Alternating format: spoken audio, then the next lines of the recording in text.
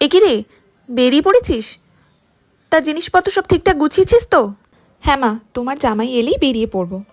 তোর জন্যে না একটু নাড়ু বানিয়েছিলাম, নারকলের নাড়ু খেতে তুই কত ভালোবাসিস। নে ধর, এটা ব্যাগে নিয়ে নে। একটু আমের আচারও দিয়ে দিয়েছি বুঝলি, আমের আচার নতুন বানিয়েছি, নে ধর। তোর বাবা তোর জন্য তোর ওই পছন্দের মিষ্টিটা নিয়ে এসেছে, নে ধর, ব্যাগে নিয়ে নে। বাবা প্রত্যেকবারই মনে করে আমার পছন্দের মিষ্টিটা নিয়ে আসে।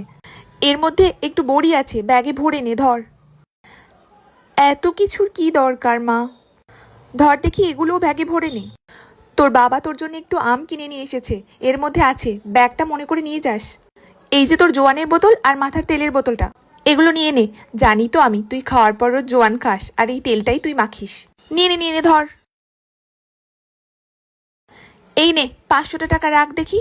আবার টাকা দিচ্ছ কেন মা? আমার কাছে টাকা আছে।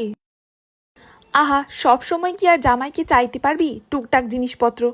এই টাকাটা খরচ করবি, ধর ধর। শোন না, কৌটোয় একটু মাংসও ভরে দিয়েছি, কেমন? গিয়ে আর রান্নাবান্না করতে হবে না, এটাই খেয়ে নিস। সত্যি মা আমার কথা কত ভাবে, গিয়ে আমাকে যাতে রান্না না করতে হয় তারও ব্যবস্থা করে দিচ্ছে। প্রত্যেকবারেই ঘর ফাঁকা করে সব জিনিসপত্র আমাকে দিয়ে দেয়, যতই না বলি। আর 2 দিন থেকে গেলে হতো না? জামাইকে বল না। না মা, 1 সপ্তাহ তো থাকলাম, এবার আসি, তোমার জামাই একটু খাওয়া দাওয়ার অসুবিধে হচ্ছে। আবার কিছুদিন পর আমি চলে আসবো। তোমরা ভালো থেকো, নিজের যত্ন নিও, কেমন?